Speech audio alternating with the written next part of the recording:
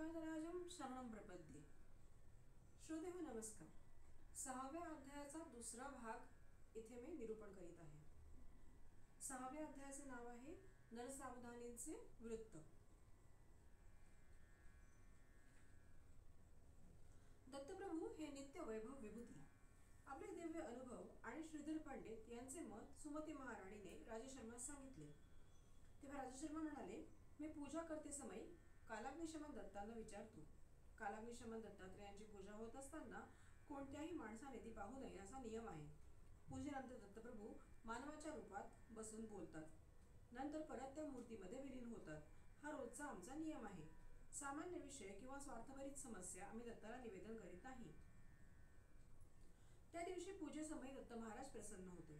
पूजेनंतर ते मानवी रूपात समोर बसले आणि श्रीधरा या असे बोलाविले। दत्तमूर्तीतून एक रूप बाहेर पडले आणि त्यांच्या समोर ध्यानस्थ बसले।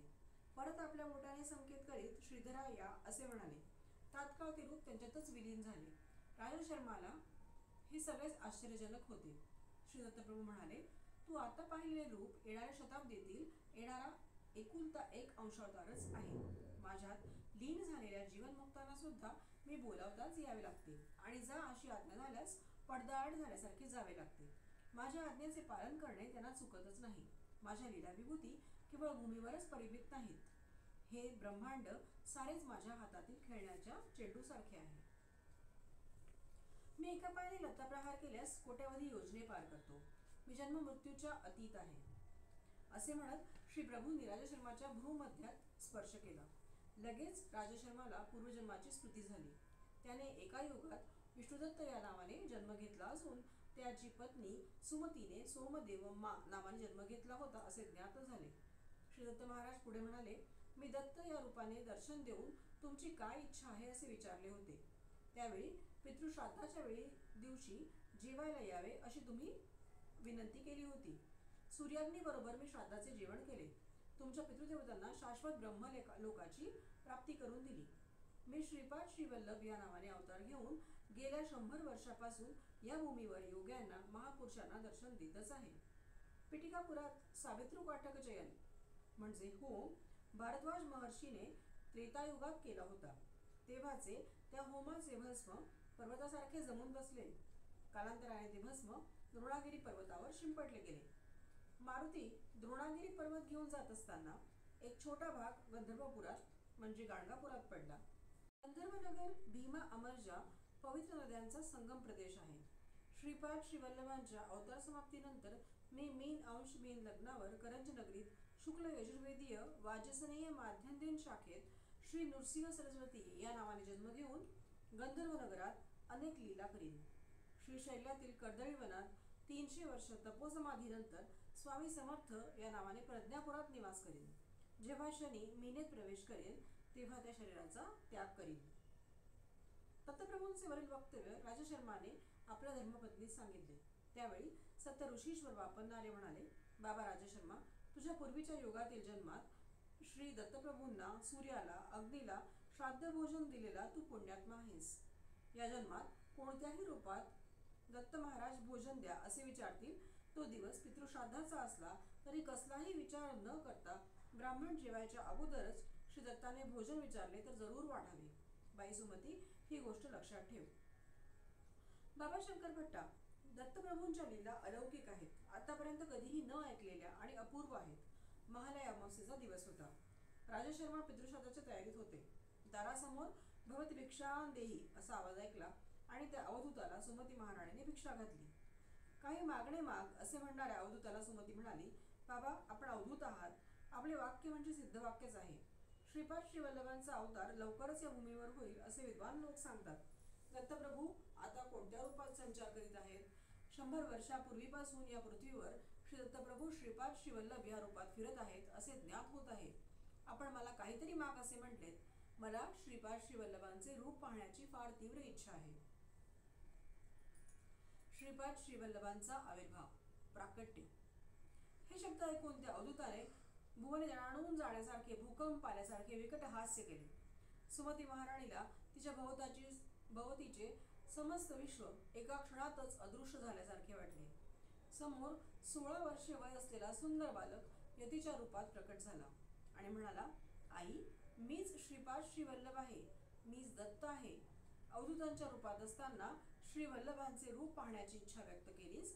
ती इच्छा पूर्ण करण्यास तुला श्री वल्लभांच्या रूपात दर्शन दिले. श्री वल्लभांच्या रूपात असलेल्या मला कोणतेही मागणे मागू शकतेस. तू मला जेव घालून तृप्त केलेस. जे मागशील ते वरदान द्यावे अशी इच्छा आहे. या जगातील लोकांनी संकल्प रूपाने पापकर्म केल्यास पापांचे फळच प्राप्त होते. संकल्पाने पुण्यकर्म केल्यास पुण्यकर्माचे फळ प्राप्त होते. निष्काम कर्माचे आचरण केल्यास त्याला अकर्म म्हणतात. ते सुकर्मही नसते किंवा दुष्कर्मही नसते. अकर्मास पुण्य किंवा पाप असे कोणतेच फळ नाही, म्हणून दुसरेच फळ द्यावे लागते. ते भगवंताधीन असते. अर्जुनाने अकर्म केल्यामुळेच श्रीकृष्णाने त्याला कौरवांना मारावयास सांगितले. तसे मारल्यास पाप लागणार नाही असे श्रीकृष्णाने अर्जुनास सांगितले होते. कौरवांचा संसार हा भगवंत निर्णयच होता. तुम्ही दंपतींनी विशेष असे अकर्म केले आहे, म्हणून लोकहितार्थाने काहीतरी प्रतिफळ दिले पाहिजे. निस्संदेहाने तुझी इच्छा मला सांग, न चुकता ती पुरवीन. श्री दत्तांच्या दर्शनानंतर सुमती महाराणीला स्फुरलेला संकल्प. ती दिव्यमंगल मूर्ती पाहून सुमती महाराणीने पादाभिवंदन केले. श्री वल्लभांनी सुमती महाराणीला उचलून उभे केले आणि म्हणाले, आई, मुलाच्या पाया पडणे हे अयोग्य आहे. याने मुलाचे आयुष्य क्षीण होते. तेव्हा सुमती म्हणाली, श्री वल्लभ प्रभू, आई म्हणून बोलाविले हे सिद्धवाक्यच आहे, तेच बोल खरे करावे. तू माझा मुलगा म्हणून जन्मास यावे. यावर श्री दत्तप्रभूंनी तथास्तु असा आशीर्वाद दिला आणि म्हणाले, मी श्रीपाद श्री वल्लभ या रूपाने तुझ्या गर्भात येईल. आईने लेकराच्या पायावर पडणे हे लेकराचे आयुष्य क्षीण होणेच होय, म्हणून मी धर्मकर्माच्या सूत्रांच्या उलट जात नाही. मी पुत्र रूपाने 16 वर्षेपर्यंतच जीवन व्यतीत करेन. यावर सुमती म्हणाली, केवढा हा विचार, 16 वर्षेपर्यंतच आयुष्य, असे म्हणून विलाप करू लागली. त्यावर श्रीचरणांनी सांगितले, आई, 16 वर्षापर्यंत तुम्ही सांगाल तसे ऐकून राहील. प्राप्तेतु षोडशे वर्षे पुत्र मित्रम वदाचरेत असे शास्त्रवचन आहे. 16 वर्ष वय असलेल्या मुलाबरोबर मित्रासारखेच वागले पाहिजे. आपल्या इच्छांचे दडपण त्याच्यावर आणू नये. मला लग्न करण्यासाठी बंधन घालू नये. मला यती होऊन स्वेच्छेने विहार करण्यासाठी परवानगी द्यावी. माझ्या या संकल्पाच्या विरुद्ध तुम्ही बंधन घातले तर मी घरात राहणार नाही, असे सांगून त्वरित दत्तप्रभू अदृश्य झाले. सुमती महाराणी अवाक झाली. तिला काहीच कळेनासे झाले. घडलेला सारा वृत्तांत तिने आपल्या पतीस विवरण करून सांगितला.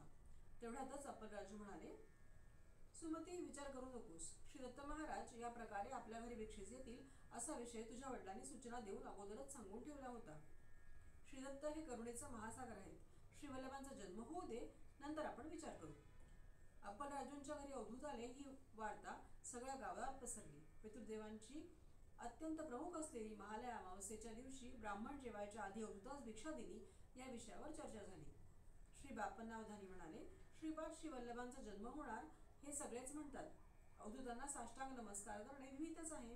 त्यामध्ये सुमतीचा काहीच दोष नाही. पुत्ररूपाने जन्मल्यावर त्याला साष्टांग नमस्कार केल्यास बालकाचे आयुष्य क्षीण होते, परंतु अवधूत वेशात असताना साष्टांग नमस्कार करणे चूक नाही.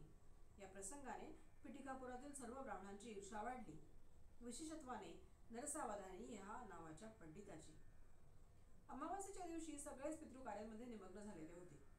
भोगत्यांचा दुष्काळच होता. ही फार मोठी समस्याच पडली. श्री बापन्नार यांनी अप्पलराजूंच्या घरी मात्र निर्विघ्नपणे कार्य पार पडेल असे सांगितले. श्री राजशर्मा कालाग्निशमनांचे ध्यान करीत होते. तितक्यातच भोगते म्हणून 3 अतिथी आले आणि पितृकार्य निर्विघ्नपणे पार पडले. बाबा शंकरपट्टा, त्या दिवशी वैश्यांना वेदोक्त उपनयन करण्याचा अधिकार आहे का? नाही, असा विषय चर्चेत मुख्यांश होता. ब्राह्मणांची परिषद जमली. बंगाल देशातील नवद्वीपाहून आशुतोष या नावाचे पंडित पादगया क्षेत्रास आले होते. त्यांच्याकडे अत्यंत प्राचीन नाडी ग्रंथ होते. त्यांना देखील पंडित परिषदेचे आमंत्रण होते. बापन्नाचार्यांनी सांगितले, नियम निष्ठेमध्ये ब्राह्मण, क्षत्रिय, वैश्य समानच असतात. श्रीपादांच्या जन्मासमयी दृग्गोचर झालेले अद्भुत दृश्य. इतक्यात मी म्हणालो, महाराज, श्रीपाद प्रभूंच्या लीला विस्तारपूर्वक सांगून मला धन्य करावे. अरे शंकरपट्टा, नरसावधानी बापन्नाऱ्यांवर क्रोधित झालेले येनकेन प्रकाराने त्यांचा अपमान करण्याचे ठरविले. त्यांची बगलामुखी साधना विफल होण्याचे एकमेव कारण बापन्नार्याच आहे असे त्यांच्या मनाने ठामपणे घेतले होते. तांत्रिक प्रयोगाने बापन्नार यांनी त्यांची मंत्रसिद्धी निष्प्रभ केली असा खूप प्रचार करण्यास त्यांनी सुरुवात केली. नाडी ग्रंथात श्रीपाद प्रभूंच्या अवताराविषयी जे विवरण होते ते त्यांना विचलित करणारे होते. नाडी ग्रंथ हा मूलतः अविश्वसनीय आहे. बापनार्यांनी मत्स्याहारी ब्राह्मणास भोजन दिले आणि हा अनाचार घडला असा नरसावधानी यांनी वाद मांडला. मनुष्य पूर्ण ब्रह्माचा अवतार कदापि होऊ शकत नाही, तर तान्हेबाळ श्रीपाद श्रीवल्लभ सर्वांतर्यामी, सर्वज्ञ, सर्वशक्तिमान असे श्री दत्तप्रभूंचे कसे बरे अवतार होऊ शकतील? श्रीपाद प्रभूंनी अगदी लहान असताना केलेला ब्रह्मोच्चार, पाळण्यात केलेला शास्त्रप्रसंग आणि वयास न शोभणारे प्रज्ञेचे प्रदर्शन नरसावधानींना पटले नाही. एखादा विद्वान ब्राह्मण श्रीपादांच्या शरीरात प्रवेश करून बोलतो आहे असा त्यांनी प्रचार केला. श्री कुकुटेश्वराच्या मंदिरात असलेले स्वयंभू तेच खरे दत्तात्रेय आहे, तेच वर प्रदान करणारे आहेत. या बालकास दत्तस्वरूप मांडणे चुकीचे आहे असा नरसावधानी यांनी सर्वांचा समज करून देण्याचा प्रयत्न केला. श्रीपादांच्या जन्मानंतर सतत 9 दिवसांपर्यंत ज्या जागेवर त्यांना निजवत असत त्या जागी एक 3 फण्यांचा नाग आपला फणा उभारून त्या बाळावर छाया करीत असे. श्रीपाद मातेच्या गर्भातून साधारण बालकाप्रमाणे जन्मास न येता ज्योतिष स्वरूपाने अवतरले होते. जन्म होता क्षणीच सुमती महाराणी मूर्छित झाल्या. प्रसूतिगृहातून मंगलवाद्यांचा ध्वनी येऊ लागला. थोड्याच वेळात आकाशवाणी झाली आणि सर्वांना बाहेर जाण्याचा आदेश झाला. श्रीपादांच्या सानिध्यात 4 वेद, 18 पुराणे आणि महापुरुष ज्योती रूपाने प्रकट झाले आणि पवित्र वेदमंत्रांचा घोष बाहेर सर्वांना ऐकू येऊ लागला. थोड्या वेळाने सर्वत्र शांतता पसरली. या अद्भुत घटना बापनार्यांना सुद्धा अगम्य आणि आश्चर्यकारक वाटल्या. श्रीपादांच्या बाललीला. श्रीपाद आता 1 वर्षाचे झाले होते.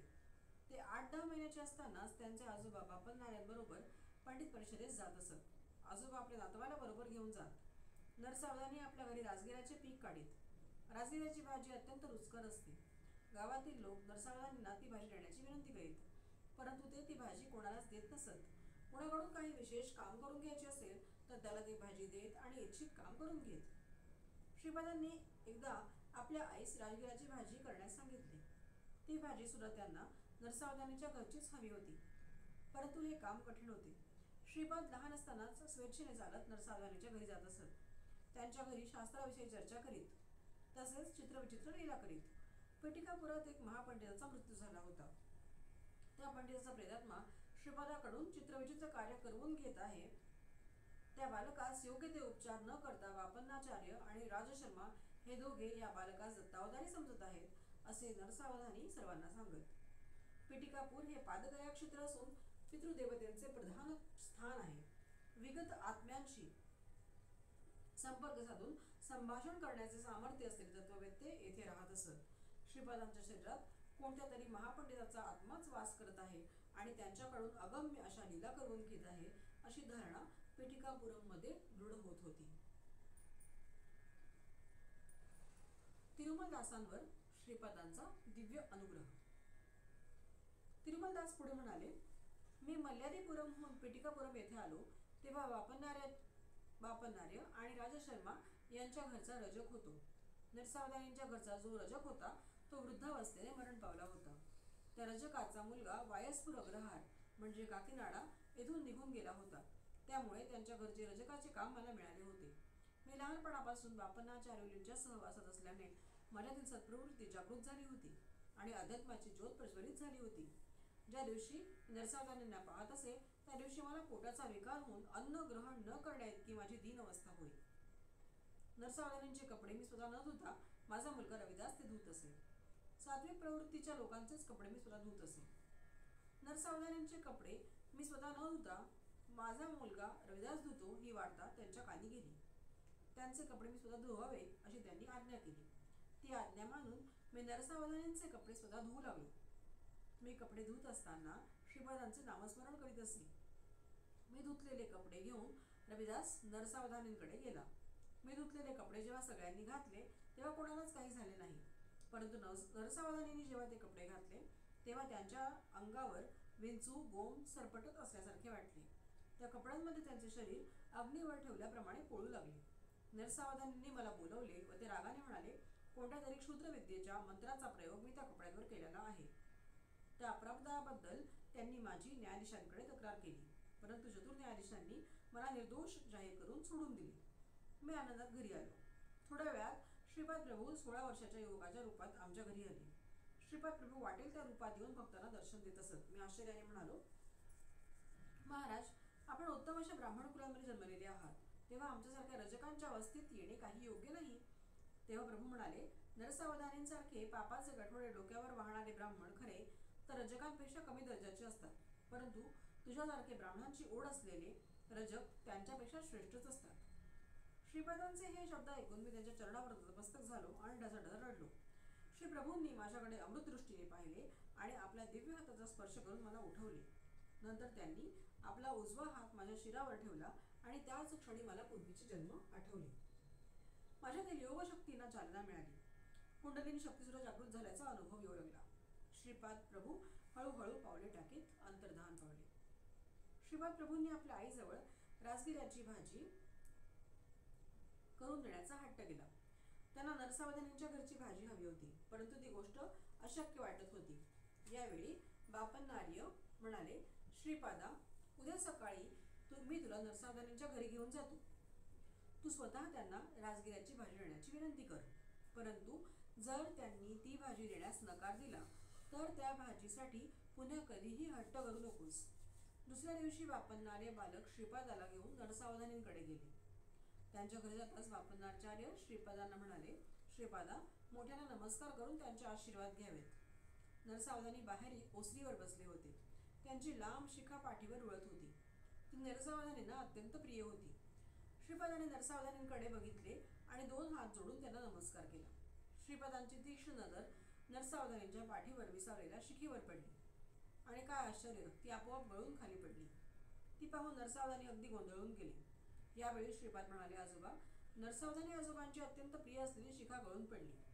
आता त्यांच्याकडे राजगिऱ्याची भाजी मागणे योग्य होईल काय? चला आपण घरी जाऊ. श्रीपादांनी राजगिऱ्याची भाजी पुन्हा कधीही विचारली नाही. श्रीपादांच्या नमस्कारामुळे आपले झालेले नुकसान नरसावधानींच्या लक्षात आले. ते ध्यानात बसले असताना त्यांच्या शरीरातून त्यांच्यासारखेच दिसणारे एक तेजोवलय बाहेर पडले. नरसावधानींनी त्या तेजोवलयास विचारले, तू कोण? कुठे चाललास? त्या तेजपुंज नरसावधानींसारखे दिसणाऱ्या आकृतीने उत्तर दिले, मी तुझ्यात राहणारे पुण्यशरीर आहे. तू आतापर्यंत कितीतरी वेद पठण केले आहेस, स्वयंभू दत्तात्रेयांची आराधना केलीस, परंतु साक्षात श्री दत्तात्रेयांचे अवतार असलेले श्रीपाद श्रीवल्लभांचा अपमान केलास. तुला तुझ्या शिखेवर राजगिऱ्याच्या भाजीवर असलेले प्रेम, आसक्तीच्या 1,00,000 जरी प्रेम श्रीपादांच्या विषयी असते तरी तुझ्या जन्माचे सार्थक झाले असते, परंतु मोहपाशाने स्वतःच बांधून घेऊन मोक्षाची एक दिव्य संधी घालवलीस. तू लवकरच दरिद्री होशील. त्या दारिद्र्याचे हरण करण्यासाठी श्रीपाद प्रभूंनी तुला शाकदान मागितले होते. तू त्यांना जर ते दान दिले असते तर तुला आता येणारे दारिद्र्य न येता उत्तम ऐश्वर्य प्राप्त झाले असते. तू स्वतः आपल्या हाताने ही संधी दवडलीस. श्रीपाद प्रभू करुणेचे सागर आहेत. हा अवतार संपल्यावर तो दुसरा अवतार नरसावधानी नावाने ग्रहण करतील. त्यावेळी तू एक दरिद्री ब्राह्मणाच्या रूपात जन्म घेशील. त्या जन्मात सुद्धा तू घरी राजगिऱ्याची भाजी पिकवशील. त्यावेळी योग्य समय पाहून मी तुझ्या शरीरात पुन्हा प्रवेश करीन. त्यावेळी श्रीपाद प्रभू तुझ्या घरी भिक्षेसाठी येतील. तू प्रेमाने वाढलेली भिक्षा घेऊन तुला ते ऐश्वर्य प्रदान करतील. सध्या मात्र मी तुझे शरीर सोडून जात आहे. श्रीपाद प्रभूंनी केलेला नमस्कार तुला नव्हता, तुझ्यातील पुण्य स्वरूपात वास्तव्य करणाऱ्या मला होता. त्यांनी मला तुला सोडून देऊन त्यांच्या स्वरूपात लीन होण्याची आज्ञा केली होती. त्यानुसार मी श्रीपादांच्या स्वरूपात लीन होण्यास आता जात आहे. आता तुझ्या शरीरात केवळ पापपुरुषच उरला आहे, असे बोलून तो पुण्यात्मा श्रीपादांच्या शरीरात विलीन झाला.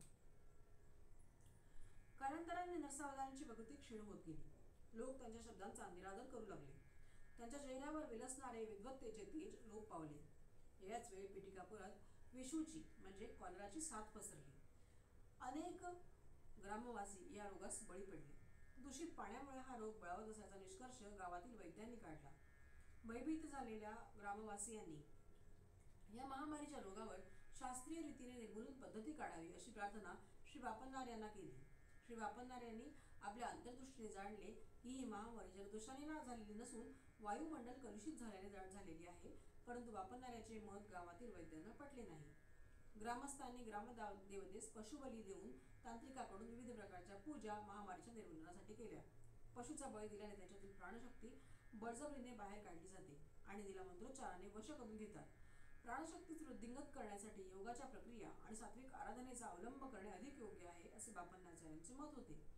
त्यांनी ग्रामवासियांना असे सुचविले, परंतु अंधश्रद्धेने त्यांना पशुबळी देण्याचे थांबविले नाही. गावातील काही मंडळींनी पशुबळीचा विषय श्रीपाद प्रभूंपुढे काढला, तेव्हा श्रीपाद म्हणाले, ग्रामदेवतेस विनंती केली आहे की तिने पशुबळीचा स्वीकार करू नये. श्रीपादांच्या आज्ञेनुसार ग्रामदेवता समुद्र स्नान करण्यास गेली आहे. आता दूध उदू घालून देवतेस नैवेद्य अर्पण केल्यास या रोगराईपासून तुमची सुटका होईल. कालिकेचे रूप धारण केलेली ग्रामदेवता शांत होईल. ही वार्ता सर्व लोकांना कळवण्यासाठी एक चर्मकारास बोलवून चर्मवाद्यावर दवंडी पिटवण्यास सांगितले. दवंडी कोणी पिटायची असे विचारल्यावर श्रीपाद म्हणाले, विषूची रोगाने ग्रस्त व्यंकय्या याला दवंडी पिटावी असा माझा निरोप त्यास सांगा. ते सर्व ग्रामवासी व्यंकय्याकडे गेले. तो मरणासक्त होता. त्याला हा निरोप देताच तो मूर्छित पडला. एका घटकेनंतर जेव्हा तो शुद्धीवर आला तेव्हा तो पूर्णपणे बरा झाला होता. ही बातमी हा म्हणता संपूर्ण पीठिकापुरममध्ये चर्चेचा विषय झाली. व्यंकय्याने गावात फिरून चोहीकडे दवंडी पिटली. बापन्नार्यांनी आपल्या सेवकास पाण्याने भरलेले एक मोठे भांडे त्याच्या समोर आणून ठेवण्यास सांगितले. वायुमंडळातील विषाणू किटाणूंचा नाश करण्यासाठी योग्य त्या मंत्राचे संधान केले आणि तात्काळ हवेतील विषारी किटाणू पाण्यात टपटप येऊन पडले. अशा प्रकारे वायुमंडळ शुद्ध झाले आणि महामारी रोगाचे निर्मूलन झाले. श्रीपादराजम शरणम प्रपद्ये.